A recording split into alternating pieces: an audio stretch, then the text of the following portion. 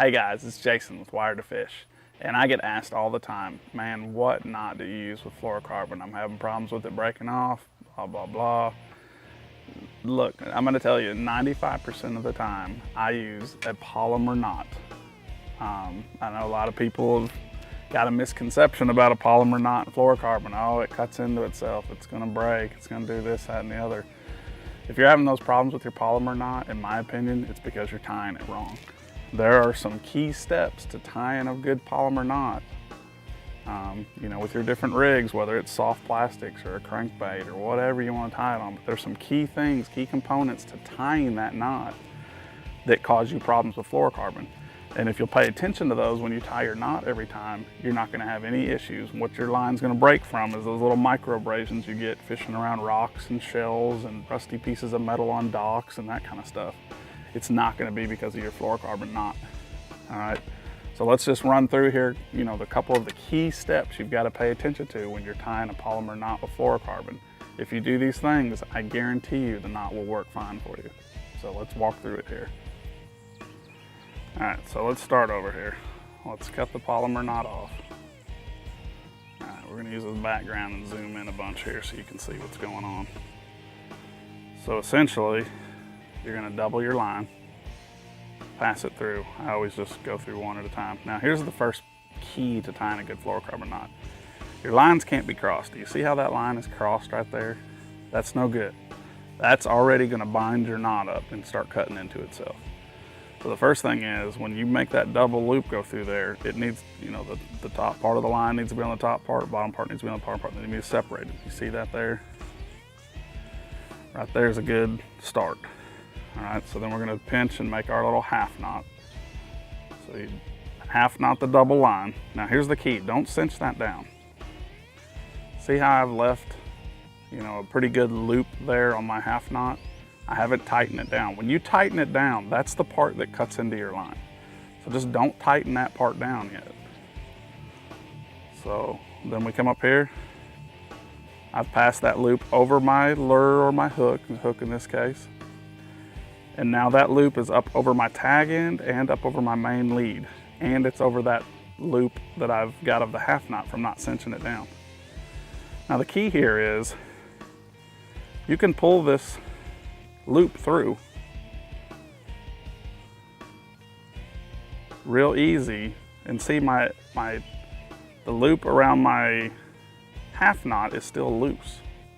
So I'm just pulling the tag in through nice and easy and slow. There's no binding, no cinching, nothing there. Now as I get close, this is where I want to wet it. I'm going to wet it. All right, now I've got it wet, and now I'm gonna grab both the tag end and the lead line and pull together till that knot's tight. There you go.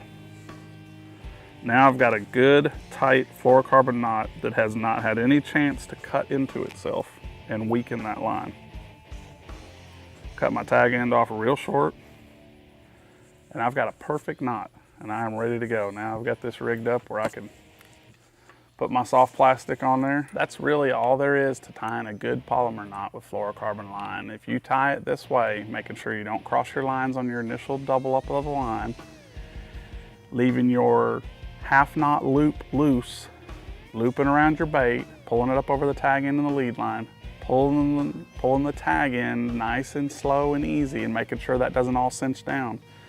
Then as it gets close to starting to cinch, just wet it, pull both ends tight, cut your tag end off, and you're good. That knot is super strong. It works great with fluorocarbon if you pay attention to what you're doing. The best way I can illustrate what fluorocarbon does to itself, and I'm going to show you here real quick, is tie an arbor knot. And if you ever tied an arbor knot, it's basically a half knot around the line to make a loop that you put on the spool of like a spinning reel.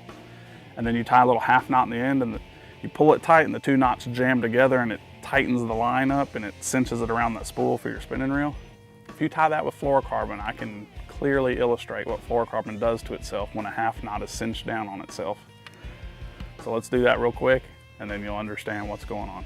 All right, so to tie an arbor knot, you're essentially just gonna tie a half knot around the line itself. All right, can you see that? Got a little loop, half knot. I'm gonna go ahead and cinch it down on there because that's how you do an arbor knot.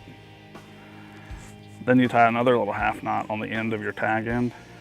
That's kind of the knot that jams into the other half knot and locks the line down on your spool when you're doing that spinning, putting line on the spinning rod. Okay, so we got this basically jammed together.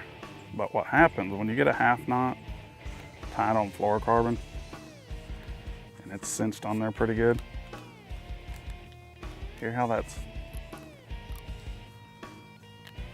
hear that noise? It's already jammed up. It's got a bad spot on it already.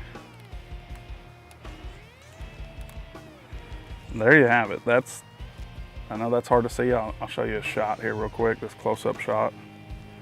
All those micro abrasions you see there, that's because that fluorocarbon half knot was cinched down and rubbing across there. And that's essentially what happens if you get those lines crossed, or you take that half knot on a Palomar knot and you cinch it down real tight, and then you pull your loop and you try to pull your lines through, you're just grading that line. You're just degrading it. So now you've seen what fluorocarbon can do to itself when you cinch it down on top of itself.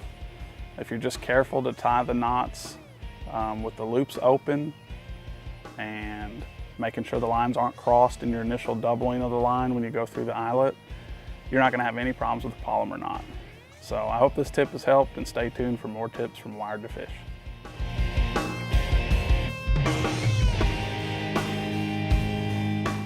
You know, some of the first spinner baits that I ever threw growing up in Michigan had painted blades on them. The new Strike King Tour Grade painted blade spinner baits, they have that supernatural look. I mean, when you look at the sexy shad color going through the water, it looks like a school of sexy shad. It's not just a white blade, it's not just a chartreuse blade. It's a, you know, it's got the natural bait fish look. When we say Tour Grade, when you pull it out of the package, it's ready to go. It's got every possible component at its very top-notch best.